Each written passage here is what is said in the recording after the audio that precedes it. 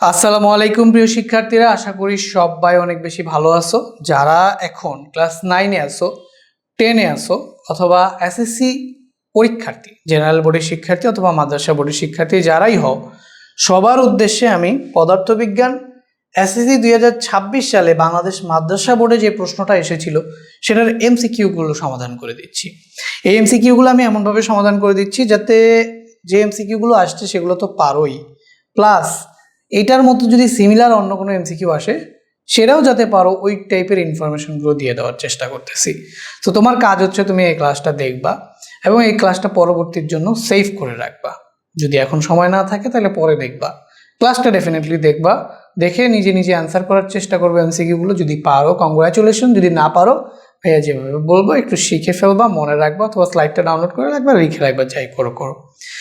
অন্য যারা আছো, যারা এই ক্লাসের বাইরে অথবা অভিভাবকরা যারা এই ভিডিওটা আপনাদের সামনে গেছে, আমি সবাইকে রিকোয়েস্ট করব যে আমার যে ক্ষুদ্র প্রচেষ্টা আছে স্টুডেন্টদের একটা ভালো রেজাল্ট এনে দেওয়ার জন্য সহায়তা করা, সেটা যাতে রাইট স্টুডেন্টের কাছে আপনারা ছড়িয়ে দেন। তো আর কথা না বাড়ায় আমি ক্লাসটা শুরু করতেছি। সবার কাছে রিকোয়েস্ট থাকবো ক্লাসটা একটু শেয়ার করে দিবেন। হ্যাঁ, এবার আসি, প্রথম প্রশ্নটা বলছে সবচেয়ে দুর্বল বল কোনটি।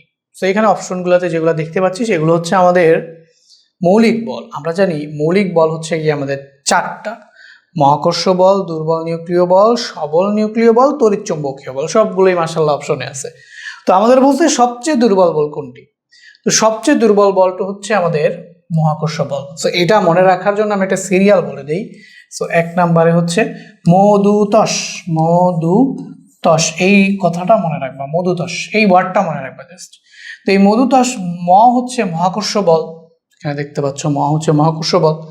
এটার যে একটুখানি বড় হচ্ছে, মানে একটু বেশি শক্তিশালী হচ্ছে দুর্বল নিউক্লিয় বল। থেকে দুর্বল নিউক্লিয় বল। তার চেয়ে একটু শক্তিশালী বল হচ্ছে তড়িৎচুম্বকীয় বল। তার চেয়ে একটা শক্তিশালী বল হচ্ছে সবল নিউক্লিয় বল।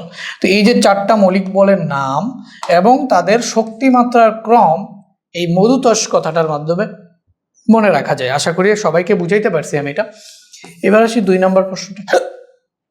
2 নম্বর প্রশ্নটা কি বলছে দেখো, হৃৎপিণ্ডের স্পন্দন কোন ধরনের গতি। তো এটা একদম মুখস্থ করে ফেলো যে হৃৎপিণ্ডের স্পন্দন হচ্ছে পর্যাবৃত্ত গতি। এখন পর্যাবৃত্ত গতির যে সংজ্ঞাটা ছিল, কি ছিল, কোনো বস্তুর গতি যদি এমন হয় এটি গতিপথের নির্দিষ্ট একটা বিন্দুকে একই দিক থেকে নির্দিষ্ট সময় পর পর অতিক্রম করে, তখন সেই গতিটাকে আমরা বলতাম পর্যাবৃত্ত গতি। কিন্তু ঘটনা হচ্ছে হৃৎপিণ্ডের স্পন্দনে এই সংজ্ঞা অনুযায়ী এটাকে ব্যাখ্যা করা যায় না। কিন্তু জাস্ট এটা মনে রাখো যে হৃৎপিণ্ড একটা নির্দিষ্ট সময় পর পর সংকুচিত এবং প্রসারিত হয়, সংকুচিত এবং প্রসারিত হয়। ওই গতির যদি আমরা একটা গ্রাফ বানাই তাহলে দেখবো যে ওটা পর্যাবৃত্ত গতির মতোই হয়। তো সেই ক্ষেত্রে আমরা এটাকে বলতে পারি পর্যাবৃত্ত গতি। ওকে, এবার 3 নম্বর প্রশ্নটা দেখো, নিচের কোন লেখচিত্রটি সমবেগ নির্দেশ করে। মনে রাখবা সমবেগ নির্দেশ করার জন্য ওয়াই অক্ষ বরাবর থাকতে হবে এক্স বা এস মানে সরণ, এবং এক্স অক্ষ বরাবর থাকতে হবে হচ্ছে সময়।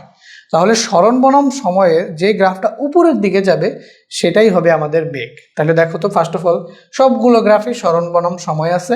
সো প্রথম অপশনটা নিয়ে আমাদের টেনশন করার দরকার নেই। দ্বিতীয় অপশন হচ্ছে আমরা দেখবো যে কোনটা উপরের দিকে যাইতেছে। দেখো এই যে সরণ বনাম সময়ের গ্রাফ, এটা উপরের দিকে যাইতেছে না, একদম সোজাসুজি যাবে, সরলরেখা হিসেবে যাবে, তখন সেটাকে আমরা বলবো সমবেগ। বুঝছো? তো আমাদের এইটা হচ্ছে গিয়ে কারেক্ট আনসার। তো এইভাবে যদি যায় এটা হচ্ছে সমতরণ, ত্বরণে যদি থাকে তাহলে এইভাবে যাবে, ঠিক আছে। আর যদি হচ্ছে মন্দনে থাকে তাহলে এইভাবে যাবে। বুঝতে পারছো? তো তাহলে ভাইয়া নিচের কোন লেখটি সমবেগ নির্দেশ করে, এটার অপশন আমরা পাইলাম হচ্ছে গিয়ে ক। আর এটা কি বোঝায়, এটা দেখো সময়ের সাথে বস্তুর সরণের কোনো পরিবর্তন হচ্ছে না, তার মানে এটা স্থির অবস্থা বোঝায়। এটা স্থির অবস্থা বোঝায়। আশা করি তোমরা পুরো সবগুলো গ্রাফ সম্পর্কে আইডিয়া পেয়ে গেছো। এবার পরবর্তী প্রশ্ন দেখো, কোনটি বিদ্যুৎ সুপরিবাহী। আচ্ছা, বিদ্যুৎ সুপরিবাহী হলে সেটাকে অবশ্যই ধাতু হতে হবে। তো সোনা একটা ধাতু, রাবার, কাঠ, কাঁচ কোনোটাই তো ধাতু না।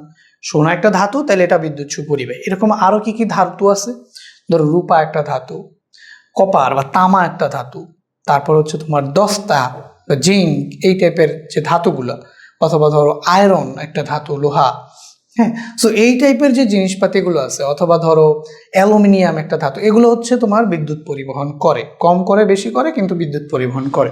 কিন্তু রাবার, কাঠ, কাঁচ এগুলো হচ্ছে বিদ্যুৎ পরিবহন করে না, এগুলো হচ্ছে তোমার হচ্ছে বিদ্যুৎ অপরিবাহী পদার্থ, আর এগুলো হচ্ছে সুপরিবাহী, হচ্ছে সোনা। ওকে, এবার দেখো পাহাড়ি রাস্তার অদৃশ্য বাঁকে কত কোণে সমতল দর্পণ বসানো হয়, এটা মুখস্থ একদম 45 ডিগ্রি কোণে, 45 ডিগ্রি কোণে বসানো হয়। এখানে আর কি ব্যাখ্যা কি দিব বলো? 45 ডিগ্রি কোণে রাখা হয় যাতে এই সাইডের গাড়িগুলো ওই সাইড থেকে কোন গাড়ি আসতেছে আগেই দেখতে পারে, কারণ পাহাড়ি রাস্তায় তো বাঁকা বাঁকা তেরা থাকে না, তো সামনে দেখা যায় না, এই কারণে 45 ডিগ্রি কোণে তোমার হচ্ছে আয়না বসানো হয়, মুখস্থ। এবার দেখো দীপন তীব্রতার একক কোনটি? এই যে এই প্রশ্নটা প্রত্যেকটা বোর্ডে ভাই একটা না একটা আসছেই, একটা না একটা আসছেই, সেটা হচ্ছে এই যে এই ছকটা মুখস্থ করলেই তুমি পারবা। আমরা এটা অধ্যায় 1 থেকে আসছে, তাই না? মৌলিক রাশির একটা ছক আছে, আমাদের 7টা মৌলিক রাশি আছে, দৈর্ঘ্য, ভর, সময়, তাপমাত্রা, তড়িৎ প্রবাহ, দীপন তীব্রতা, পদার্থের পরিমাণ, এই যে 7টা মৌলিক রাশি আছে, সেই 7টা মৌলিক রাশির নাম প্লাস হচ্ছে একক এবং প্রতীক, এই ছকটা পড়লে এক টাইম থেকে তোমার কমন পড়বেই, সব বোর্ডে আসছে এটা। তাহলে আমরা এখানে দেখো দীপন তীব্রতার একক হচ্ছে আমাদের কি পাইলাম আমরা? ক্যান্ডেলা। এই যে দেখো এখানে এই যে দীপন তীব্রতার একক হচ্ছে ক্যান্ডেলা। তো আমি এই জন্য ছকটা দিয়ে দিছি, কারণ সব বোর্ডেই এক একটা প্রশ্ন এই ছকটা থেকে আসছে, তো এই ছকটা ডেফিনেটলি সবাই মুখস্থ থাকতে হবে। তাহলে এখানে দীপন তীব্রতার একক হচ্ছে ক্যান্ডেলা আমরা পাইলাম। এরপরে আসি, এখানে আমাদের আসলে একটা চার্জ দিয়ে দিছে, তো এখানে একটা লাইন মিসিং আছে, সেটা হচ্ছে তড়িৎ বলরেখার ক্ষেত্রে।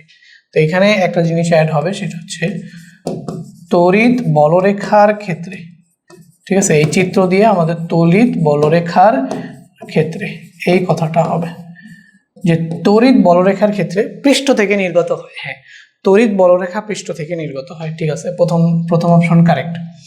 2 নম্বর অপশনে আমাদের বলছে আধান বৃদ্ধি পেলে বলরেখার সংখ্যা বৃদ্ধি পায়। হ্যাঁ, আধান যত বাড়াবা বলরেখার সংখ্যাও বাড়বে, এটাও কারেক্ট।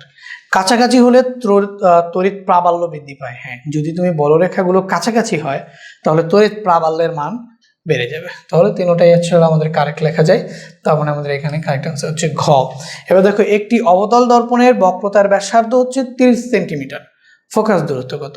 বক্রতার ব্যাসার্ধকে 2 দিয়ে ভাগ করলে ফোকাস দূরত্ব পাওয়া যায়, তাহলে এটা হবে কি বলো? 15 সেন্টিমিটার। খুব সহজ। দেখো আবার ফোকাস দেওয়া থাকলে সেটাকে 2 দিয়ে গুণ করলে বক্রতার ব্যাসার্ধ পাওয়া যায়, তাই না? কারণ সূত্রটা হচ্ছে, দেখো আর্টের সূত্রটা আমি লিখে দিচ্ছি, যে যদি আমি এফ লিখি তাহলে এফ ইকুয়াল টু হচ্ছে c/2, এখান থেকে যদি আমি সি লিখি তাহলে সি ইকুয়াল টু হচ্ছে কি 2f। এখন আমরা কোনটা ফেলবো? যে এটা, কারণ আমাদের বক্রতার ব্যাসার্ধ 30 দেওয়া আছে, 30কে 2 দিয়ে ভাগ করলে 15 সেন্টিমিটার। ওকে, এবার দেখো 9 নম্বরে আমাদের একটা গ্রাফ দিয়ে দিছে, বেগ ভার্সেস সময় গ্রাফ। তো বেগ ভার্সেস সময় গ্রাফের এই যে সোজাসুজি যেটা উঠতেছে সেটা সমত্বরণ নির্দেশ করে, এবং এই বরাবর যেটা যাইতেছে সেটা সমবেগ নির্দেশ করে, এবং এই বরাবর যদি নিচে নামতো সেটা সমমন্দন নির্দেশ করে। বুঝতে পারছো? আর গ্রাফে তো দেওয়াই আছে, এগুলো হচ্ছে বেগ, এই পয়েন্টে এগুলো হচ্ছে আদি বেগ, এইটা একটা শেষ বেগ, এটাও একটা শেষ বেগ, যদি আমরা ওয়ে ধরি এটা শেষ বেগ, এটা শেষ বেগ। আচ্ছা, প্রশ্ন অনুযায়ী আমরা এবার উত্তর করি, আর ওইদিকে তো সময় দেওয়া আছে। বলছে চিত্রে 5 কেজি ভরের একটি বস্তুর বেগ বনাম সময় লেখচিত্র দেখানো হলো, ঠিক আছে? উদ্দীপকের আলোকে 9 নং 10 নং ওকে। উদ্দীপকে এ বি অংশের ত্বরণ কত? এ বি অংশের ত্বরণ, এ বি অংশের ত্বরণ, এ অংশ এবং বি অংশ, এটা ত্বরণ। এখন ত্বরণের সূত্র আমরা কি জানি বলো? ত্বরণকে আমরা প্রকাশ করি এ দিয়ে, এ ইকুয়াল টু হচ্ছে শেষ বেগ মাইনাস আদি বেগ সব ডিভাইডেড বাই সময়, ভি মাইনাস ইউ বাই টি। এখন আমরা যাচ্ছি এ থেকে বিতে, তাহলে আমাদের আদি বেগ হচ্ছে এই যে এটা না, এই বেগ, তাহলে আমাদের এ থেকে যেহেতু বিতে যাচ্ছি, তাহলে ইউ এর মান আমাদের আদি বেগ সেটা হচ্ছে 10 মিটার পার সেকেন্ড, ইউ এর মান। আর গিয়ে পৌঁছাইছি কোথায় বলো? বি পয়েন্টে, বি পয়েন্ট। আর বি পয়েন্টে এই যে বেগের মান কত? 20 না? সুন্দর করে দেওয়া আছে 20, তাহলে এখানে ভি হচ্ছে আমাদের কত বলো তো? 20 মিটার পার সেকেন্ড। ওকে, তাহলে V minus U by T, তাহলে 20 মাইনাস 10, তাহলে আমরা এখানে যেটা পাবো সেটা হচ্ছে এখানে দেখো 20 minus 10 divided by V minus U by হচ্ছে গিয়ে টি। টি এর ভ্যালু কত বলো? এখানে 5 থেকে 10 হয়েছে, তাহলে আমরা টি এর ভ্যালু পাবো হচ্ছে 10 মাইনাস 5 মানে হচ্ছে 5 সেকেন্ড, ঠিক আছে? মানে শেষ মাইনাস আদি করলেই তুমি টি এর মান পেয়ে যাবে, ডিভাইডেড বাই হচ্ছে 5, এটা তোমার 2 মিটার পার সেকেন্ড স্কোয়ার ত্বরণ আমাদের চলে আসে, ঠিক আছে? তো ত্বরণের মান হচ্ছে 2 মিটার পার সেকেন্ড স্কোয়ার। 9 ক। এবার হচ্ছে আমরা 10 নাম্বার প্রশ্নটা দেখব। 10 নাম্বার বলছে উদ্দীপকের আলোকে অবি অংশের অতিক্রান্ত দূরত্ব 100 মিটার ও থেকে বি। তাহলে দেখো এখানে আমাদের ইউ আছে, ভি আছে, টি আছে। তাহলে আমাদের সূত্র আমরা ফেলবো, দেখো ইউ শুরু হয়েছে ও থেকে বি না, তাহলে শুরু হয়েছে কত থেকে, 0 মিটার পার সেকেন্ড থেকে। তাহলে ইউ হচ্ছে আমাদের 0 মিটার পার সেকেন্ড, ভি শেষ হয়েছে কত 20 মিটার পার সেকেন্ডে, 20 মিটার পার সেকেন্ডে। এবং টি এর ভ্যালু কত বলো, 20 মিটার হইতে ওর কত সময় লাগছে, 0 থেকে 10 সেকেন্ড। তাহলে টি এর মান হচ্ছে কত সেকেন্ড বলো তো, 10 সেকেন্ড। এখন আমাদের বলছে অবি অংশে অতিক্রান্ত দূরত্ব, তাহলে দূরত্ব এখানে আমরা 10 নাম্বারই তো করবো, আর তো কোনো প্রশ্ন নাই। হ্যাঁ, তাহলে দূরত্ব অবি অংশের দূরত্ব বের করার সূত্র কি, ইউ আর ভি আর টি থাকলে এস ইকুয়াল টু হচ্ছে আমাদের U plus V divided by 2 into T, এই সূত্র।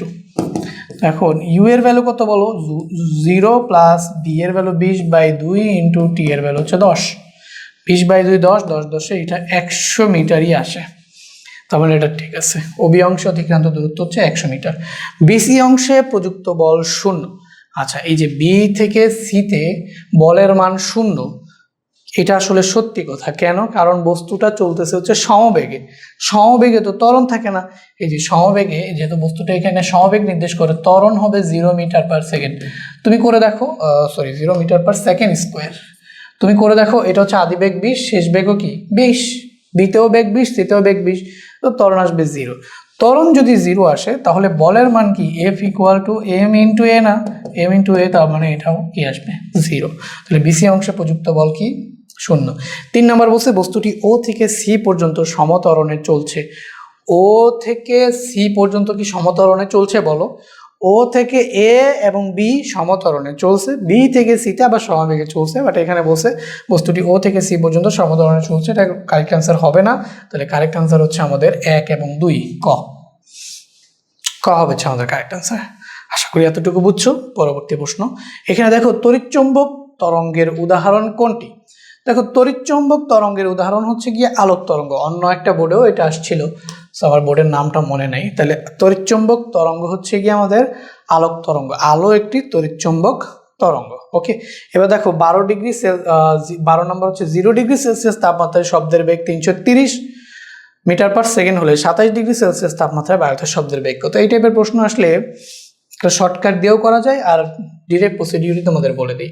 তোমরা first of all 0 degree Celsius তাপমাত্রায় শব্দের বেগ দেওয়া আছে না, তাহলে দেখো যেটা 0 ডিগ্রি সেলসিয়াস তাপমাত্রা দেওয়া আছে সেটাকে V1 ধরে নিবা। সেটা V1 যদি হয় সেটা আসবে কত বলো, 330। ঠিক আছে, এখানে দেওয়া আছে, এই যে 330 দেওয়া আছে V1। আর যেহেতু এটা 0 ডিগ্রি সেলসিয়াস বলছে, তাহলে এটা তুমি হচ্ছে T1 হচ্ছে কত বলো, 273 ধরে নিবা, কারণ 0 ডিগ্রি সেলসিয়াস মানে 273 কেলভিন। ওকে, আচ্ছা এবার দেখো আমাদের T2 এর ভ্যালু দেওয়া আছে। T2 কি, কত ডিগ্রি সেলসিয়াসে তোমাকে শব্দের বেগ বের করতে বলবে। 0 ডিগ্রিটা দিয়ে দিছে, 0 ডিগ্রিটাকে আমরা T1 273 ধরবো, আর এই 0 ডিগ্রিতে যেটা দেওয়া আছে সেটাকে V1 ধরবো 330। এবার কত ডিগ্রি সেলসিয়াসে বের করতে বলছে সেটাকে T2 ধরবো, কিন্তু T2 এর সাথে T2 দেখো 27 ডিগ্রি সেলসিয়াস, কিন্তু এটাকে কেলভিনে নিতে হবে, তাই 273 যোগ করে দিতে হবে। 273 যোগ করলে ডিগ্রি সেলসিয়াস থেকে কেলভিনে কনভার্ট হয়ে যায়। তাহলে 273, তাহলে এটা হচ্ছে আমাদের কত চলে আসে বলতো, 300 কেলভিন। বুঝছো, 300 কেলভিন। আচ্ছা, আর আমাদের বের করতে হবে V2, তাহলে V2 equal to what, V2 equal to what, এটা আমাদের বের করতে হবে। দেখো তুমি সূত্রটা ফেলবা এইভাবে, যে V2/V1 equal to √, T2 by কি বলো, T1। তোমার লাগবে কি V2, তাহলে V2 সমান সমান এক লাইনে T2 বাই কি T1 ইন্টু হচ্ছে গিয়ে V1। সেবার ভ্যালু বসায় দাও।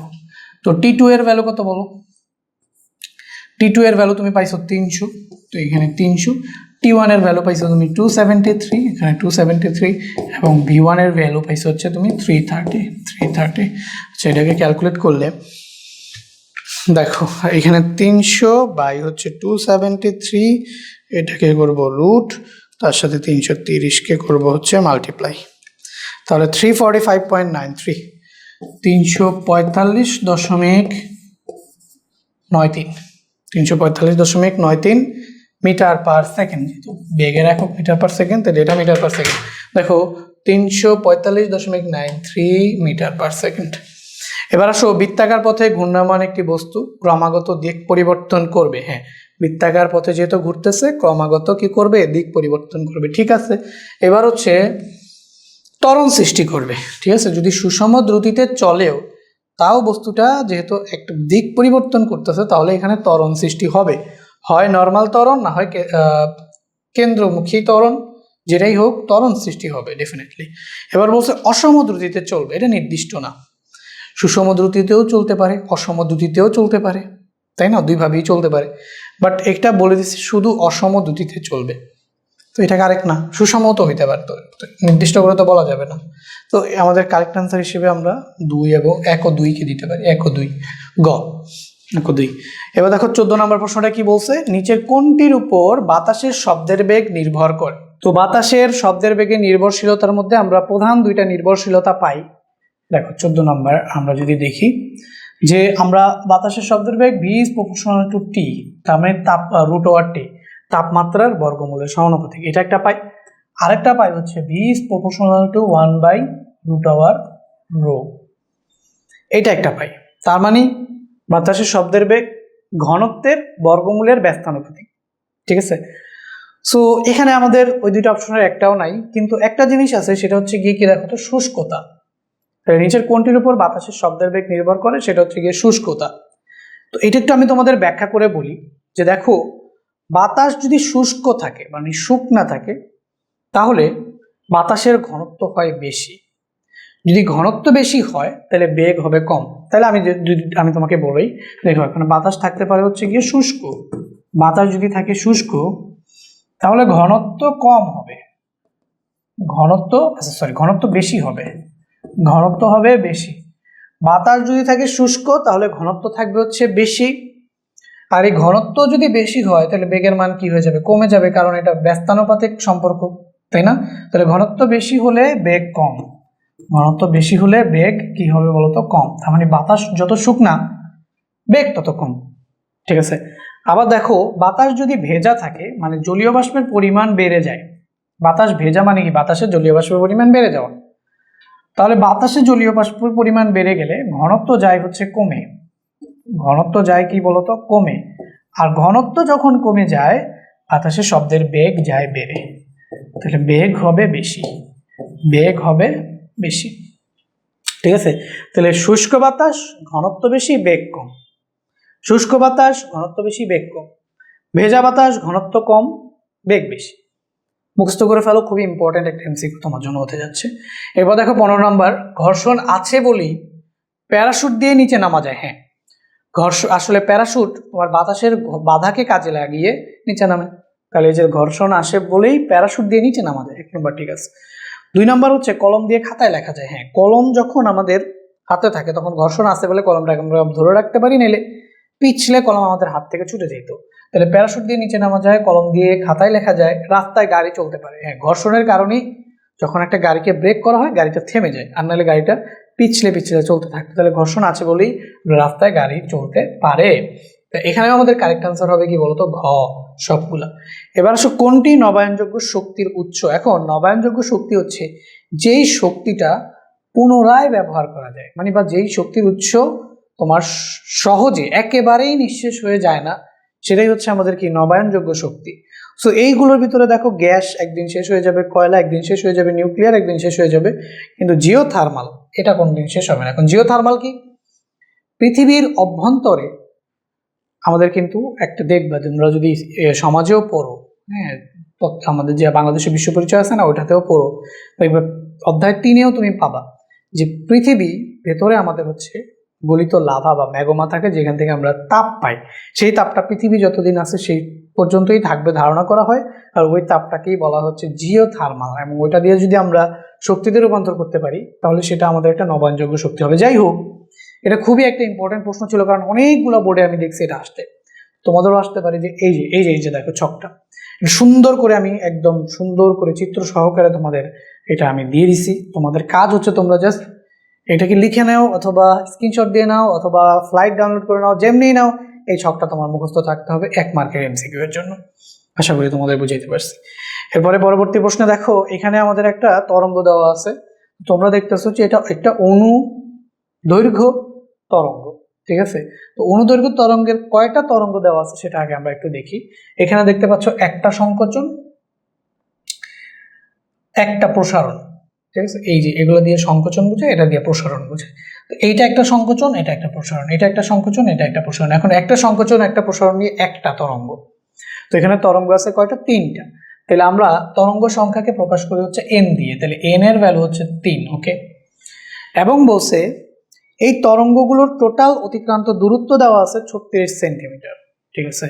এখানে হচ্ছে আমাদের টোটাল অতিক্রান্ত দূরত্ব দেওয়া আছে হচ্ছে কত বলতো? 36।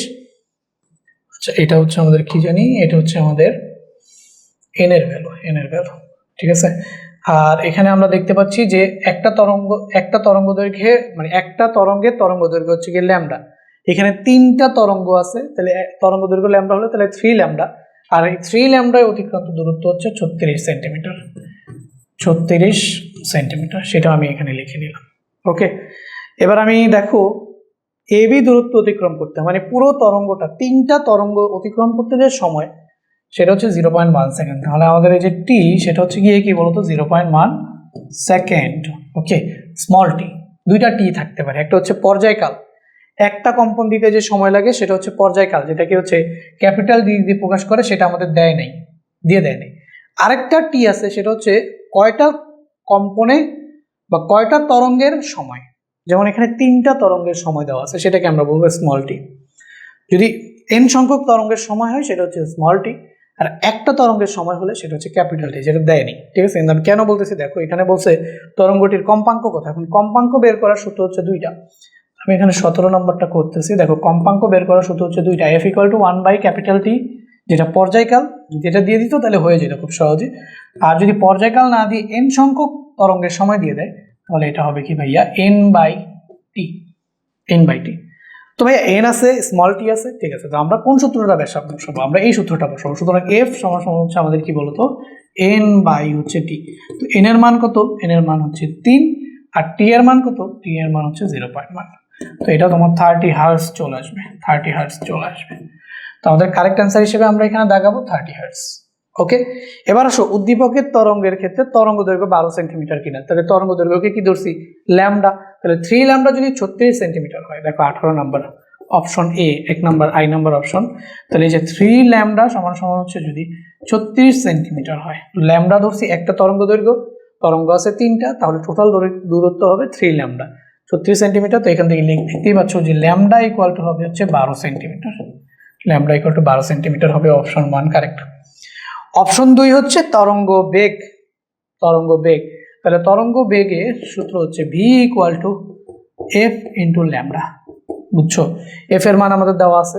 এখন ল্যামডা আমরা 12 সেন্টিমিটারে পাইছি, এটাকে আমাদের মিটারে নিতে হবে, 100 দিয়ে ভাগ করে 0.12 মিটার, ঠিক আছে। তো f এর ভ্যালু হচ্ছে আমাদের 30 × ল্যামডার ভ্যালু হচ্ছে 0.12। তাহলে আমরা এটাকে যদি ক্যালকুলেট করি 30 × 0.12, তো 30 × 0.12 আমরা পাইতেছি 3.6। এটা পাবো হচ্ছে 3.6 মিটার পার সেকেন্ড তরঙ্গের বেগ, ঠিক আছে। ভেহিক্যাল রেফলেমটা দিয়ে পড়ে, এটাও কারেক্ট। এবার বলছে তরঙ্গটিতে 6টি পূর্ণকম্পন সম্পন্ন হয়েছে না, তরঙ্গটিতে 3টা পূর্ণকম্পন সম্পন্ন হয়েছে। তার মানে এটা আমাদের রং আনসার। তাহলে কারেক্ট আনসার কি বলো? ক। কারেক্ট আনসার হচ্ছে আমাদের ক। সকলে বুঝছো? পরবর্তী প্রশ্নে চলে যাই। পরবর্তী প্রশ্নে বলছে অস্পর্শ বল। তাহলে অস্পর্শ বলের সংজ্ঞাটা আমি তোমাদের দিয়ে দিই। যেই বল তোমার হচ্ছে দুইটা বস্তুর সংস্পর্শ ছাড়াই ক্রিয়া করতে পারে সেটাকে বলে অস্পর্শ বল। যেমন দুইটা চুম্বক একটা আরেকটাকে স্পর্শ না করেই আকর্ষণ করে একটা আরেকটা নিজের দিকে নিয়ে আসে। এই যে দেখো পৃথিবী, আমি যদি পৃথিবীর উপরের দিকে এই কলমটাকে ছুঁড়ে মারি, তারপরেও কলমটা পৃথিবীর আকর্ষণে নিচে পড়বে। দেখো, কলমটাকে যখন উপরের দিকে ছুঁড়ে মারলাম তখন কিন্তু কলমটার উপর পৃথিবীর কোনো স্পর্শ ছিল না, ঠিক আছে। তো তাও কিন্তু পৃথিবী এই কলমটাকে নিচের দিকে টানতেছে। তো এরকম মানে যেই বল ক্রিয়া করতে দুইটা বস্তুর স্পর্শের প্রয়োজন হয় না, সেটাই অস্পর্শ বল, তাই না? আর স্পর্শ বল কি? ধর আমি কোনো একটা বস্তুকে ধাক্কা দিলাম, ধাক্কা দিয়ে সরাইতে চাইতেছি, ধাক্কা দেওয়ার জন্য ওই বস্তুটাতে আমার হাত লাগানো লাগবে, স্পর্শ করানো লাগবে, তখন সেটাকে আমরা বলবো স্পর্শ বল। বাট এখানে আসছে কি? অস্পর্শ বল। তাহলে দেখো, দুইটা বস্তুর ভিতরে ক্রিয়াশীল মহাকর্ষ বল, এই যে বললাম ধরো পৃথিবী আর অন্য, বা ধরো যে কোনো দুইটা বস্তু, চাঁদ আর সূর্যের মধ্যে যে আকর্ষণ বল, সেটা স্পর্শের প্রয়োজন আছে না, তো এরকম মহাকর্ষ বল হচ্ছে অস্পর্শ বল। এবার দেখো দুটি বস্তুর মধ্যে সংঘর্ষের সময় ক্রিয়াশীল বল না, সংঘর্ষের সময় বস্তুর সংস্পর্শ দরকার। একটা বস্তু আরেকটার উপর দিয়ে চলতে গেলে যেই বল উৎপন্ন হয় সেটাই হচ্ছে আমাদের কি সংঘর্ষের বা ঘর্ষণ বল। আর সংঘর্ষ মানে একটা আরেকটার সাথে গিয়ে জাস্ট ধাক্কা খাইলো সেটা। সংঘর্ষ সময় ক্রিয়াশীল বল তো স্পর্শ হবে না। দুটি আহিত বস্তুর মধ্যে ক্রিয়াশীল বল, হ্যাঁ দুইটা চার্জ, ধনাত্মক এবং ঋণাত্মক চার্জ পরস্পরকে যে বলে আকর্ষণ করে সেটা। তাহলে এখানে আমাদের কারেক্ট আনসার হচ্ছে খ, 1 ও 3। এবার বলছে 20 নম্বর, নিচের কোনটি মহাকর্ষীয় ধ্রুবকের মাত্রা? তো মহাকর্ষীয় ধ্রুবকের মাত্রা হচ্ছে m−1 L3/T−2। তুমি এটা মুখস্থ রাখতে পারো, বাট কিভাবে বের করে সেটা আমি তোমাকে একটুখানি দেখাই দিই। দেখো মহাকর্ষীয় ধ্রুবক কোথা থেকে আসে? আমাদের নিউটনের মহাকর্ষ সূত্র থেকে আসে।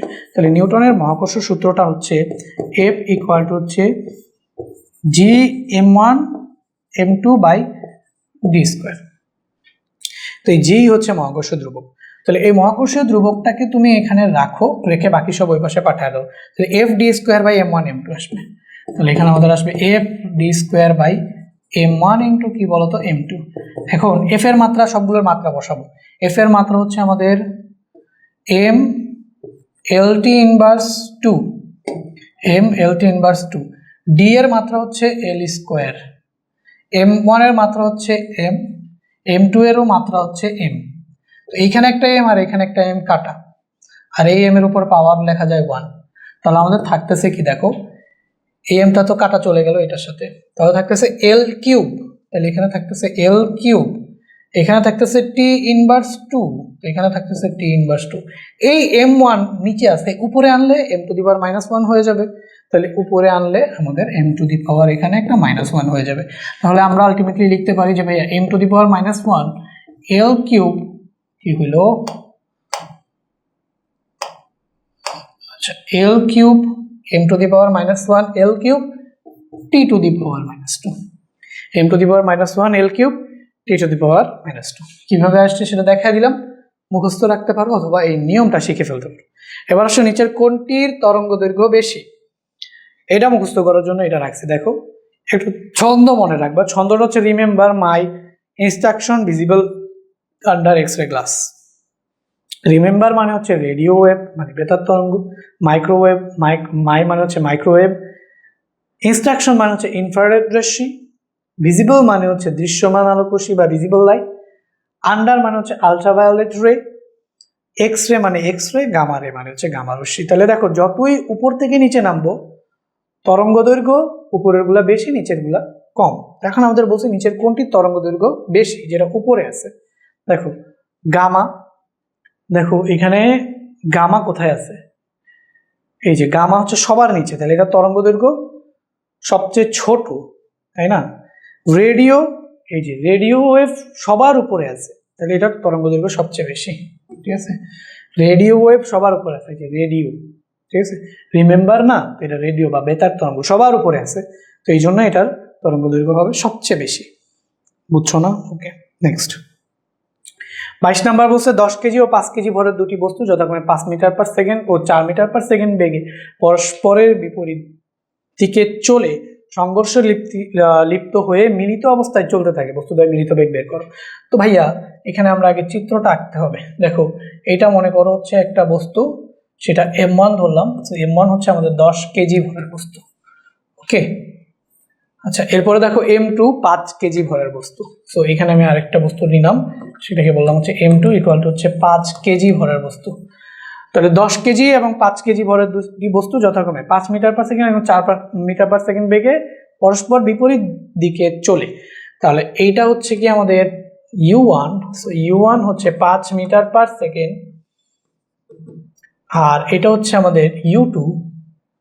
সো u2 এটা দেওয়া হচ্ছে 4 মিটার/সেকেন্ড, 4 মিটার/সেকেন্ড, 4 মিটার/সেকেন্ড। তারপরে মিলিত বেগ ধরো সংঘর্ষ হইলো, এখানে সংঘর্ষ হইলো, পরে মিলে ধরো একসাথে ভি বরাবর চলতেছে, এটা আমরা ধরে নিলাম, ওকে। এই দিক বরাবর চলতেছে। তো এই মিলিত বেগের সূত্র ভি = উপরে হবে m1 u1 প্লাস হচ্ছে m2 into u2 divided by হচ্ছে m1 প্লাস m2। দাঁড়াও একটু আসতেছি। আচ্ছা, এবার আমরা কি করব বলো, এবার জাস্ট আমরা মানগুলো বসাবো, মানগুলো বসাই। এবার মানগুলো বসাইতে গেলে দেখো এখানে m1 এর মান তো 10 কেজি, তাহলে এখানে 10 বসাইলাম। u1 এই ডিরেকশনটাকে আমরা পজিটিভ ধরতেছি, তাহলে u1 এর মান কত হবে বলো 5 প্লাস m2 এর মান কত বলো 5 এবং u2 এই u2 এর মান নিয়ে কথা আছে। u2 কিন্তু আমরা এটা যদি পজিটিভ হয়, যেহেতু এটা বিপরীত দিক থেকে আসতেছে, তাহলে এটাকে নেগেটিভ ধরতে হবে, বুঝছো? তাহলে এখানে হচ্ছে -4 ধরতে হবে, divide by m1 plus m2, তার মানে 10 প্লাস 5, 10 প্লাস 5। ওকে, সো এবার দেখো আমাদের এটা কি চলে আসবে, 5 10 50 মাইনাস 5 4 20 ডিভাইডেড বাই 5 আর 10 15। সো ভাইয়া এটা চলে আসবে হচ্ছে 50 থেকে 20 গেলে হচ্ছে 30, 30 বাই 15 2, তাহলে 2 মিটার পার সেকেন্ড। তাহলে 2 মিটার পার সেকেন্ড, যেহেতু এটা পজিটিভই আসছে তাহলে বস্তুটা মিলিত অবস্থায় এদিকেই যাচ্ছে। আর যদি এটা নেগেটিভ আসতো তাহলে আমরা যেই ডিরেকশনটাকে ধরছি পজিটিভ, দেখো এই ডিরেকশনটাকে পজিটিভ ধরছি, অপোজিটটাকে নেগেটিভ ধরছি, এই কারণেই 4কে মাইনাস বসাইছি। অ্যান্সার পজিটিভ আসছে মানে আমরা যেটাকে পজিটিভ ধরছি আসলেই বস্তুটা সেদিকে যাচ্ছে, তার মানে মিলিত বেগ হবে এদিকে। আর যদি এটা নেগেটিভ আসতো তাহলে মিলিত বেগ হইতো এদিকে। আশা করি বুঝছো। এবার আসো আমাদের এটা হবে 2 মিটার পার সেকেন্ড অ্যান্সার। এবার দেখো একাধিক চার্জিত বস্তুর মধ্যে কুলম্ব বল নির্ভর করে। কুলম্ব বলের নির্ভরশীলতা আসলে 3টা: মধ্যবর্তী দূরত্ব, চার্জের পরিমাণ এবং হচ্ছে মাধ্যমের প্রকৃতি। ঠিক আছে, তাহলে এখানে মধ্যবর্তী দূরত্ব দিছে, ভরের, দেখো কুলম্ব বল কখনোই ভরের উপর নির্ভর করে না, বরং চার্জের উপর নির্ভর করে, সেটা হবে না। আর মাধ্যমের প্রকৃতির উপর, এই ভরের উপর না দিয়ে যদি এটা চার্জের উপর দিত, চার্জের পরিমাণের উপর, তাহলে আমরা এটাও কারেক্ট অ্যান্সার দিতাম। তাহলে কারেক্ট অ্যান্সার হচ্ছে 1 ও 3। ক্লিয়ার? আশা করি বুঝছো। এর পরের প্রশ্নটা দেখো, এখানে কি করছে, এখানে একটা তল দিছে যেখানে একটা আলোক রশ্মি আসতেছে 50 ডিগ্রি কোণে, অনুভূমিকের সাথে দেওয়া। এখন আমাদের বলছে চিত্রে প্রতিফলন কোণের মান কত। দেখো প্রতিফলন কোণ অথবা আপতন কোণ সবকিছু মেজার করা হয় অবিলম্বের সাথে, বাট এটা দিছে হচ্ছে আমাদের কি অনুভূমিকের সাথে, কিন্তু আমাদের এটা অবিলম্বের সাথে আগে করতে হবে, বুঝতেছো? অবিলম্বের সাথে আগে করতে হবে। সো ভাইয়া আগে একটা হচ্ছে রেখা নিয়ে নিলাম এরকম, ঠিক আছে, এই যে একটা রেখা নিয়ে নিলাম।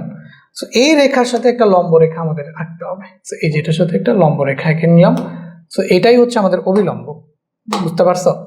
এবার আলোক রশ্মি মনে করো এভাবে এসে পড়লো, আলোক রশ্মি মনে করো এইভাবে এসে পড়লো, তীর চিহ্ন নেই, তাহলে আলোক রশ্মি মনে করো যে এখান থেকে এইভাবে এসে পড়লো, যদি পড়ে, সো দেখো এইটা আমাদের দিয়ে দিছে 50 ডিগ্রি, কিন্তু এটা নিয়ে আমরা কোনো হিসাব নিকাশ করতে পারবো না, আমাদের সব হিসাব নিকাশ অবিলম্বের সাথে করতে হবে। তো এটা যদি 50 ডিগ্রি হয় তাহলে আই আপতন কোণ এটা হবে কত ডিগ্রি বলতো? 40 ডিগ্রি, কারণ দুইটার যোগফল 90 ডিগ্রি, একটা 50 হলে আরেকটা কি 40 হবে। এটা কিভাবে বের করলেন ভাইয়া? এই যে 90 মাইনাস 50 করে দাও সমান 40, এটাই হচ্ছে তোমার আই। তো আই হচ্ছে 40 ডিগ্রি। এখন আপতন কোণ যত, প্রতিফলন কোণ তত, কারণ আপতন কোণ এবং প্রতিফলন কোণ সমান। তাহলে এখানে এই আলোক রশ্মিটা যদি এদিক বরাবর প্রতিফলিত হয়, যেটাকে আমরা আর বলবো, আই যেহেতু 40, তাহলে এই যে প্রতিফলন কোণ হচ্ছে কত ডিগ্রি বলতো? 40 ডিগ্রি। তাহলে এখানে আমাদের কারেক্ট আনসার হবে কত? 40 ডিগ্রি। 25 নাম্বার, টেলিভিশনের রিমোট কন্ট্রোল করার বা রিমোট কন্ট্রোল করার ইউনিট থেকে নির্গত আলো কোণটি, মানে টেলিভিশনের রিমোট কন্ট্রোল করার ইউনিট, তার মানে আমরা হচ্ছে টেলিভিশনের রিমোট কন্ট্রোল ইউনিট থেকে নির্গত আলো, কন্ট্রোল করার এই কথাটা হবে না। তো টেলিভিশন রিমোট কন্ট্রোল ইউনিট থেকে নির্গত আলো কোনটি? এটা সবসময় মনে রাখবা যে ইনফ্রারেড রশ্মি হচ্ছে গিয়ে রিমোট কন্ট্রোল থেকে নির্গত হয়। শুধু টেলিভিশন না, বাচ্চাদের গাড়ির খেলনা থেকে শুরু করে এসি রিমোট, যত রিমোট আছে সবগুলো রিমোটের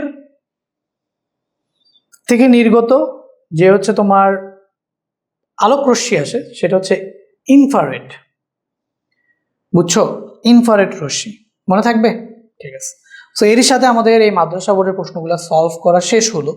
কেমন লাগলো ক্লাসটা জানাতে ভুলবা না, বন্ধুদের শেয়ার করতে ভুলবা না, এবং পরবর্তীতে তোমাদের কি দরকার সেটা জানাতেও ভুলবা না। দেখা হবে পরবর্তী কোনো ক্লাসে।